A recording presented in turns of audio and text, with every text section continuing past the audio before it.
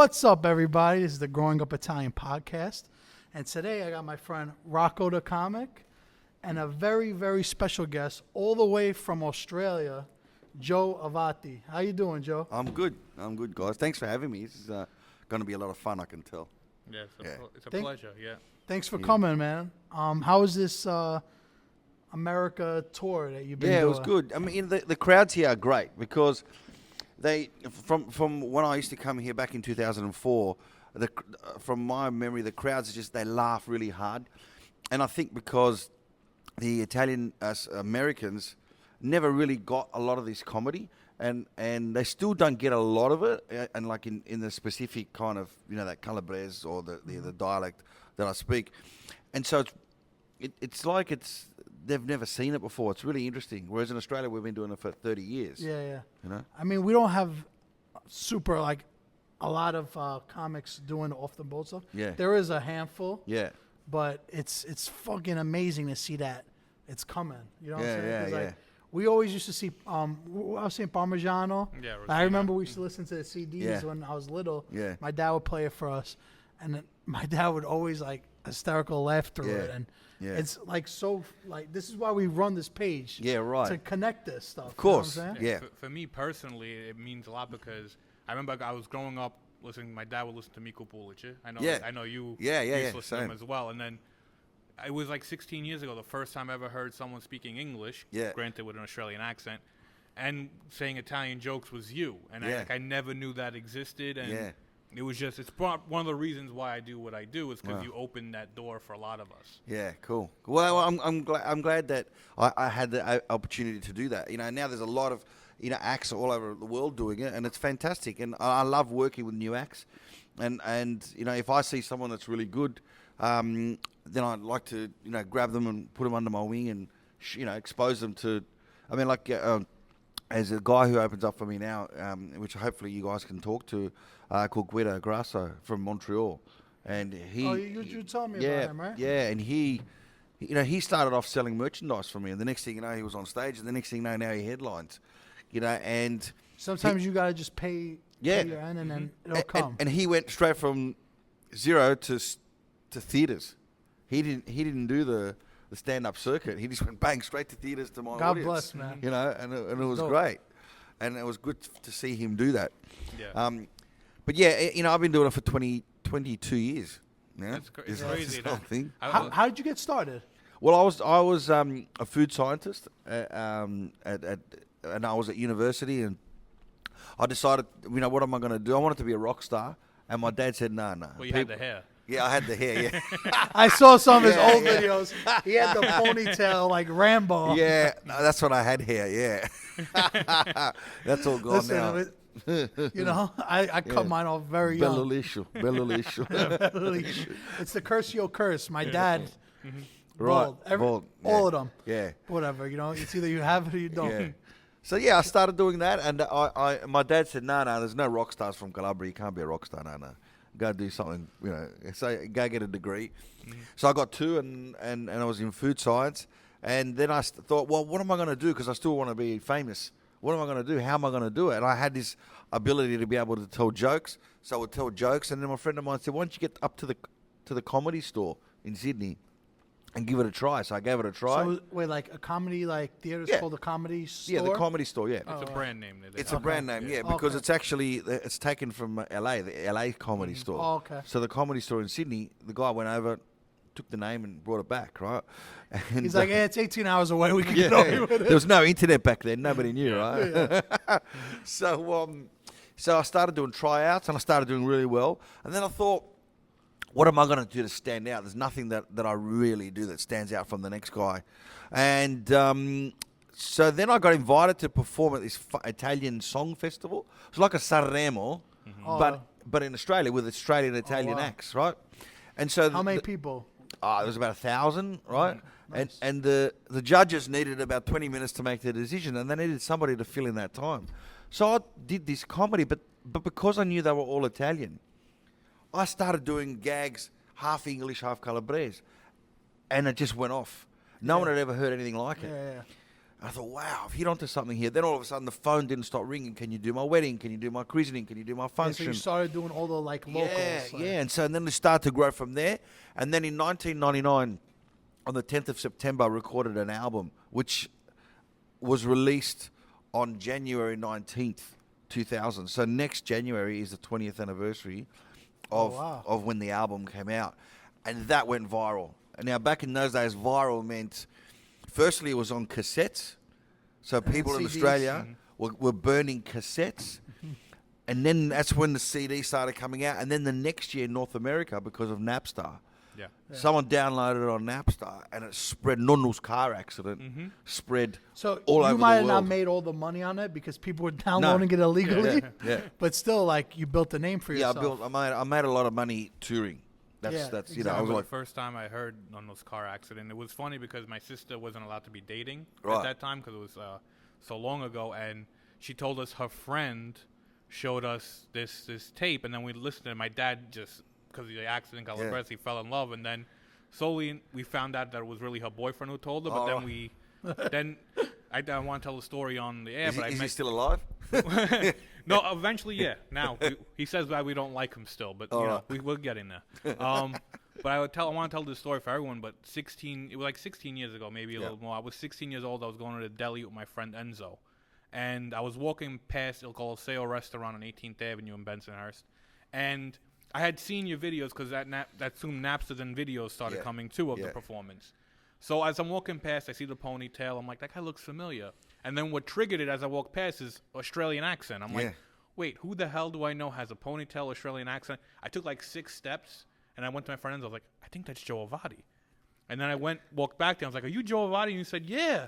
Yeah, I think you were just so surprised that someone in Bensonhurst would just recognize you. And then I went home. I was like, Ma, Dad, you won't believe what I just saw in the corner. So random. And Joe Avati. And then we went to see you in Staten Island after that. And ever since, it's always referenced. Yeah, cool. Yeah, I remember when I first came here, it was crazy. I think I even did Queen's College. Yes. It was 2,000 you people. told me that yesterday, yeah. 2,000 It's a people. monster.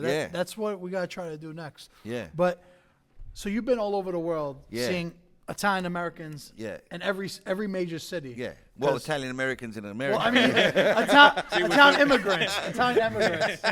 That's such an American thing I to know, do. right? Yeah. Because the only Italian, any Italian that left is an Italian American. It's an Italian. But that's what when you go back to Italy, like, because I never felt in Australia, I didn't feel Australian. Then you go to Italy and you don't feel Italian. Like, who are you? Tu sei un americano. They look at tu sei un americano. They say that to you too, right? Yeah. You're American. Yeah, you're not Italian for the Italians. You're not American or Australian for the Australians and Americans.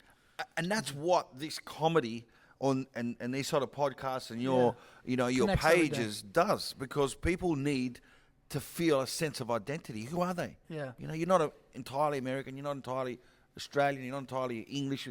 And you go to Italy, and then the more you go to Italy, you realize that you're actually not Italian. Yeah. Like, in terms of your heritage is, but you're not from there. You don't do the things that they do. It's like I said one time in one of our old podcasts, either too Italian or too American. Yeah. Here, I'm too Italian. There, I'm too American. Yeah, right. Yeah. So, we're like a select Yeah. of the world. So I feel like I'm more like you Yeah. than someone over there. You know what I'm saying? Yeah. And so when people don't know where they belong, and all of a sudden someone comes along and puts out a body of work which says, wow, this is my life. This is who I am. This guy's talking about everything that I've grown up with. All of a sudden you give people a sense of identity.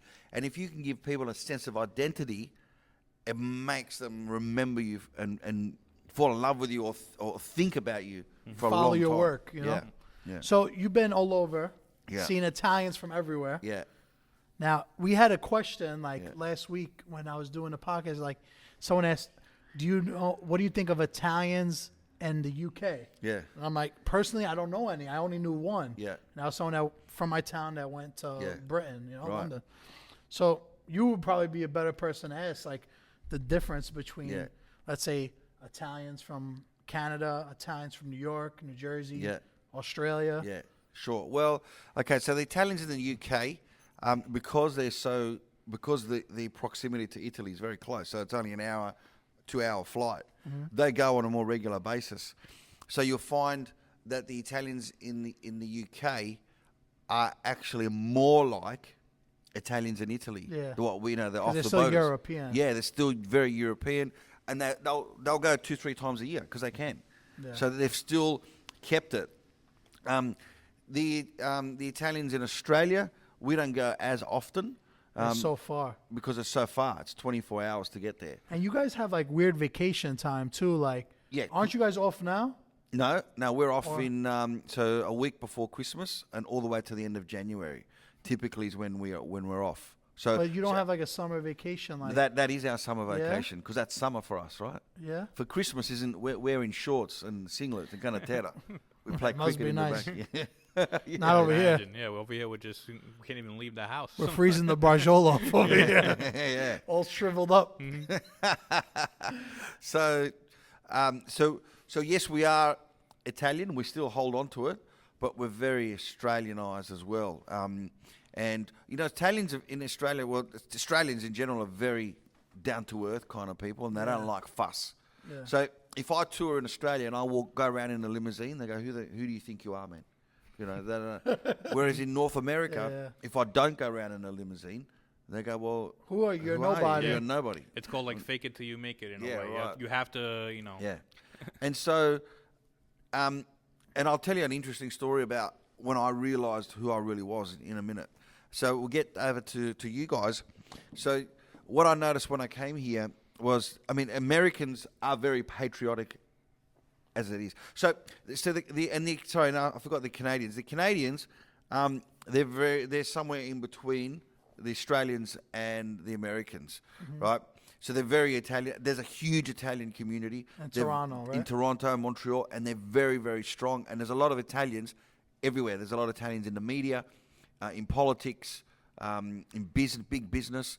So the influence of Italians, and you feel it throughout the whole city. You really, really feel it. But the difference between the English, the Canadians, and the Australians and the Americans is that in Australia you're Italian first, then you're Australian. You're Italian first, then you're Canadian. In America, you're American first, then you're Italian. But in general, like in Australia, like immigrants, is Yeah. there like so many from everywhere? Yes, or- yeah. You see, we have the largest Greek population outside of Athens. Oh wow. We have a huge Asian population, a huge Indian population, a huge Lebanese community, huge Italian community. You know, there's 1 million Italians in Australia. People have no idea, right? People have no idea because they look at that the fucking crocodile hunter, right? and Crocodile Dundee. You know, I mean, whilst that did great things for Australia, it also ruined the reputation. Like I haven't seen a crocodile. I've never seen a crocodile unless I go to the zoo. You know, a kangaroo, you got to go to the country. Is that the first thing people ask you? Like, Yeah. oh, you see kangaroos Yeah, all yeah, the time. yeah, You yeah. see koala bears all the time. You know, sharks and stuff. You know, well, what do Yeah. you expect? You know, you're in their backyard. You're in an island. You know, you're going to swim in the ocean. Well, what do you expect? You know, if the shark got out of the water, climbed onto the sand, got into a cab, came to your house and bit you on the ass, well, then you got a point. But you're in the water with the shark. What do You you get a want? shark here in Coney Island. Sriracha, yeah, that's right. So, you know, and when I came here, because Americans are very patriotic, right? Now, why is that? So what makes someone say, I'm Italian, when they weren't even born in Italy, right? So when when Italy was in the World Cup and Australia was in the World Cup, 2006, you're talking about? right? And Italy played Australia. When Totti Yeah. drew the... Yeah. Yeah, see, because that's the perfect way to explain it. Not Yeah. to cut you off, but Yeah. like, let's say basketball, U.S. versus Italy. I'm like, nah, U.S. Yeah, Because right. they're better. Yeah, but then right. when it's soccer, I'm like, no, Italy. Italy, right? Because why? Because you want to be attached to the winning team. Yeah. So when you're in Australia and you know in the world stage, Australian doesn't mean anything. Like we don't do anything in politics. We don't make any noise around the world, right? So when you're a kid growing up, you don't want to be Australian because who is this? Like when I go out, what does Australia represent? What have we got? Whereas Italy, we've got food, fashion, car, culture. Beautiful people. Beautiful people. What a beautiful country. So I'm Italian because that's where I belong. Why? Because Italy is a lot more popular and more famous than Australia. And same with Canada. Canada doesn't make many waves. Whereas the US, Yeah. US, number one country. Yeah, Trump, We're the US. We fight. We know, wars, this and that. So when you're an Italian American, you also say, well, I am an Italian because we've got great things, but like America's got great things too. And I noticed that when I'd come and meet people, or I'd go to an association night or something like that. So everybody had to stand for the American national anthem. Right, and then I was about to say, I went to sit down. Oh, no, please stay standing for the Italian national anthem. Okay? And then you go to sit down. No, please stay standing for God Save America. We don't even do our national anthem in Australia. No. We don't even sing our national anthem unless it's in a specific football match or something like that. Yeah. Whereas here, you guys do it a lot. And that's a big difference. Sporting events, everything. Yeah, big. It's like, and for you to sing the American national anthem, the Italian national anthem, and God Save America, all on the same night, all one after each other. I've never seen that. Yeah, before any professional game, you'll see. Yeah, but this was at a Calabrese night, somewhere in New Jersey. Yeah, but in here, this is our hall too. They do it too. Right. Yeah, we do it at kindergarten graduations. We sing the American national anthem too. It's like, come on, like we don't really gotta. That's what they teach you when you're in Yeah. kindergarten. The goal for the whole year is to teach you the Pledge maybe of a song. Allegiance. Yeah. And a Pledge of Allegiance. And I'll never forget. Once I was in near the Flatiron building many years ago in that area, and there's a big shop where they sell cameras and tech, all that kind of stuff. It's a popular one. I can't remember what the name of it is. JV? Maybe one of those Something things. like that, Yeah. And I went in there and I saw the guy had an Italian name on his name tag, and it was like Luigi or something like that. I said, "Oh, Luigi, what part of Italy are you from?" "I'm from New York, Italy." Right. Okay. And in Australia and in Canada, you get kids like us who are the children of immigrants and the immigrants, and that's it. Whereas in America, you get the ones like us, the ones that have been here for so long, like since the 1800s, and then you get the ones in between, which I call the Wonder Bread Wops.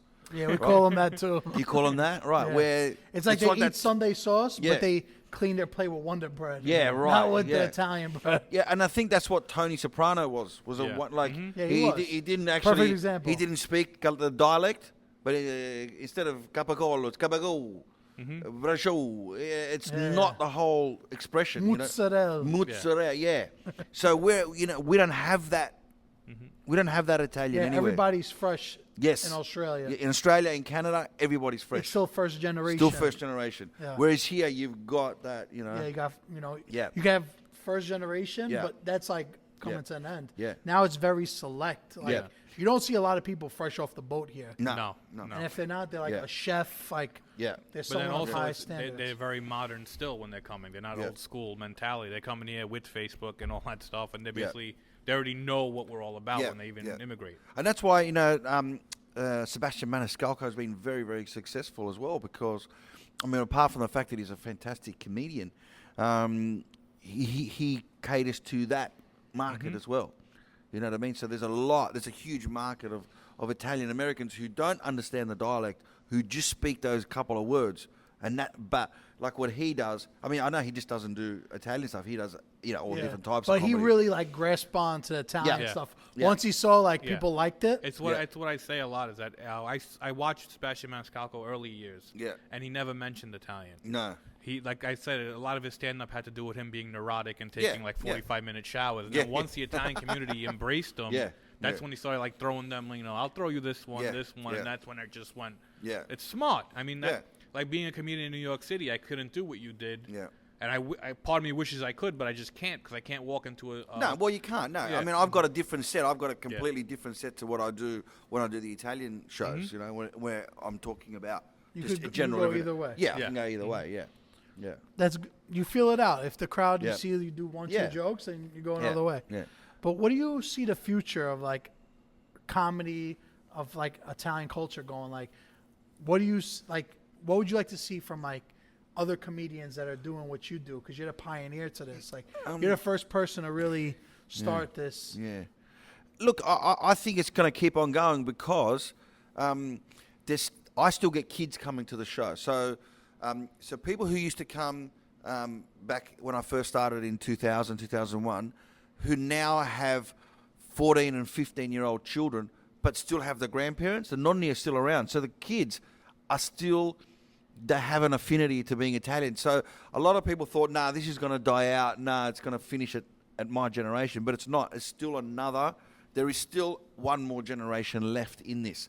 So there's still a whole lot of kids who want to be Italian, who are going to assimilate to being Italian.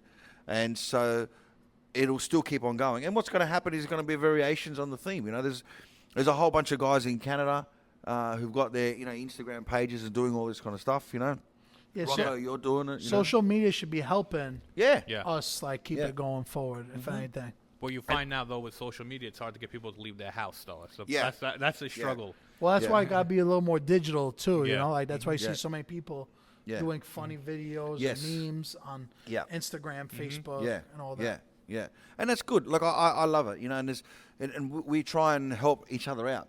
I'm not a big believer in, I did this, no one else is allowed to do this. No, come on, as many people as we can, keep it going. No, one of the things I say, and I'll say it until I turn blue, is you're not limited to how many Instagram accounts you can follow. And that's how some people, do their comedy. You think it has to be about me. Technically, you are. It's 7,500.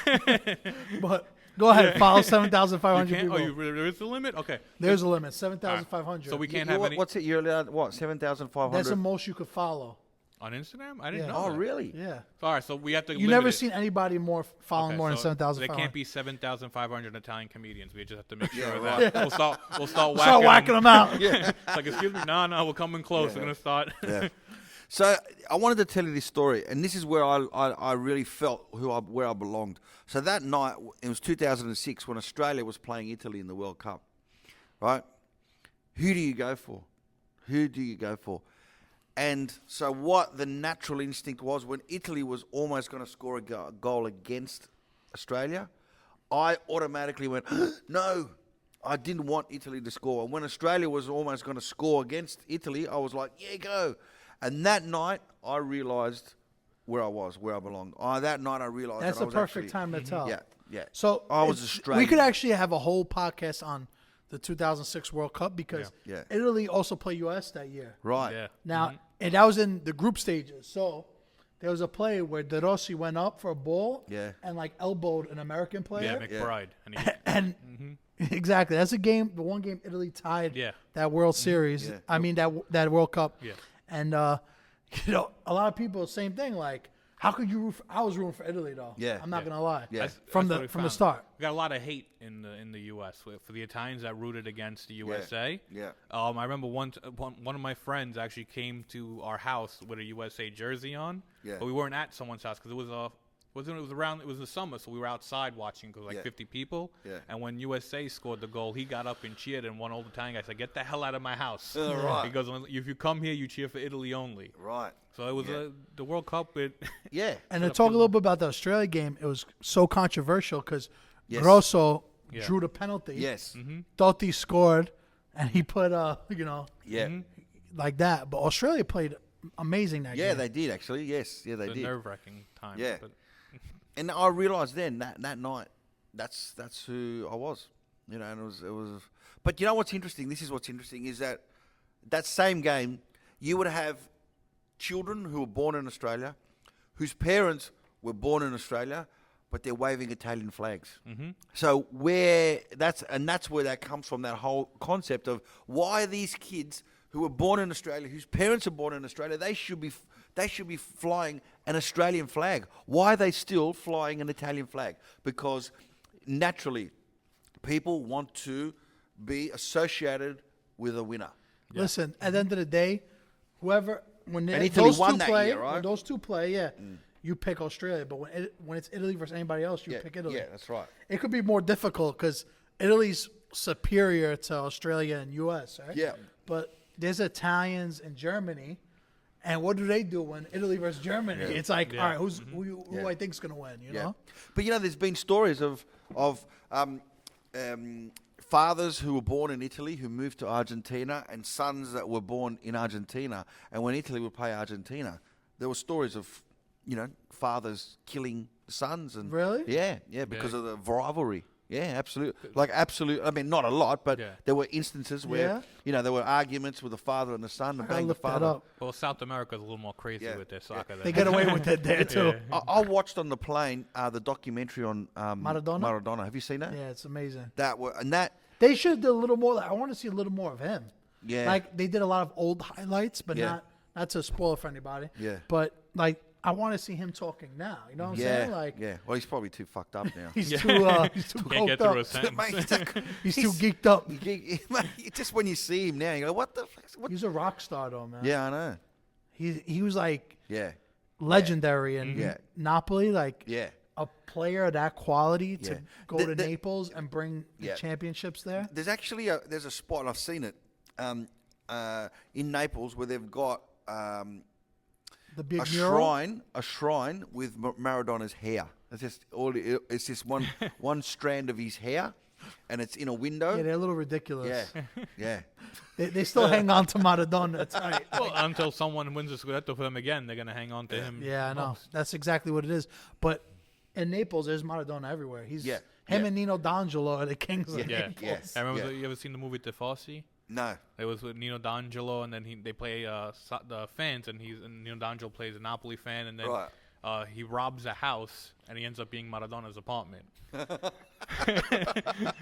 So it's a funny movie. It's an old movie from like the 1998 or something like that. But if you watch it, it's funny. It's hilarious. I have an Inter fan, a Juve fan, Roma fan, Laziale. That sounds like a joke, like a Roma fan, an Inter fan, and there is one. Walk into a bar. There's one Walk scene into where a cafe. a Roma fan is choking on a meatball, and the doctor in the emergency room's Laziale, and he goes, "Nope, let him die," and he walks out of the room.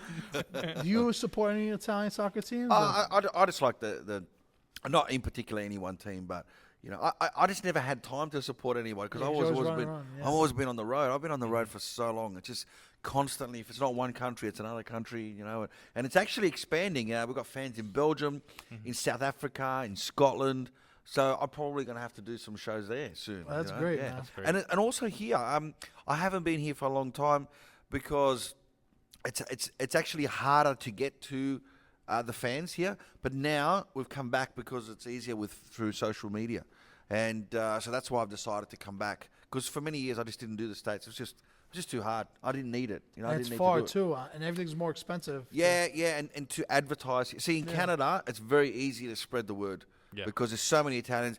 Every Italian's neighbor on this side of my neighbor's Italian, the other side of my neighbor behind me with these Italians. All you have to do is get like 6 nonnas and make them. That's it. Yeah, at the social club, they'll just tell everybody. Gumari book. No, that's what I said. Toronto in Canada they say it's like Brooklyn 35 years ago. Yeah. Because now in the city you can't. You don't see an Italian unless you know them personally. Yeah. When I first did Toronto, I was selling out 2,000 seats night after night after night. And that's again without social media. That was back in the day. That's huge. It was huge. So I could imagine the kind of business I would have done now. But like you said, social media is good and bad because some people don't want to leave their house. Yeah. And some people are inclined to. Yeah.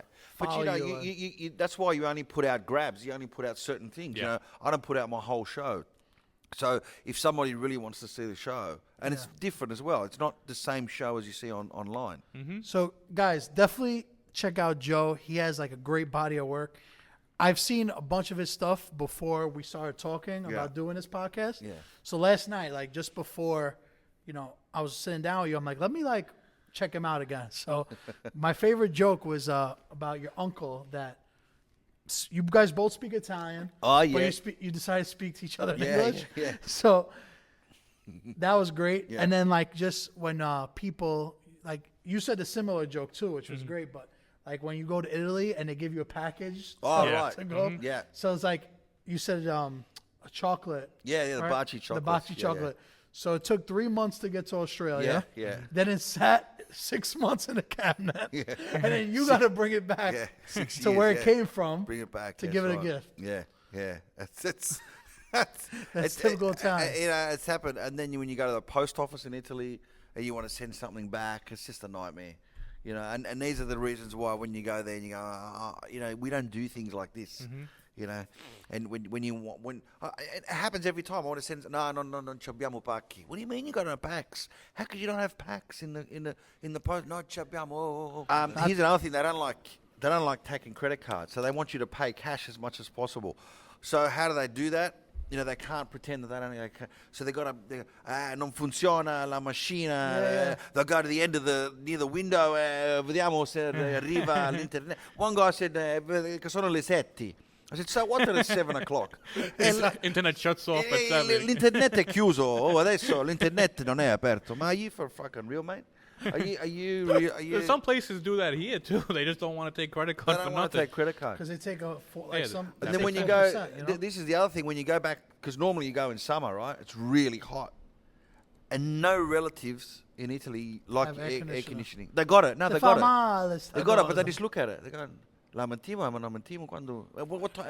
How hot do you want it to get before you turn it on? And they put it on for 5 minutes, and okay, stu. Well, at least yours have it. Mine don't have it at all. Oh, really? It's just And my sink or nonna's- swim. There was just one, and it was in one bedroom, and everyone just fought who gets to sleep in that room, and that was it. If not, you just had to sit, sleep and sweat the entire night. And then normally, because they normally go to sleep after lunch, but because you got visitors, were there. They can't just all go to disappear. So I don't know if you noticed, they take turns.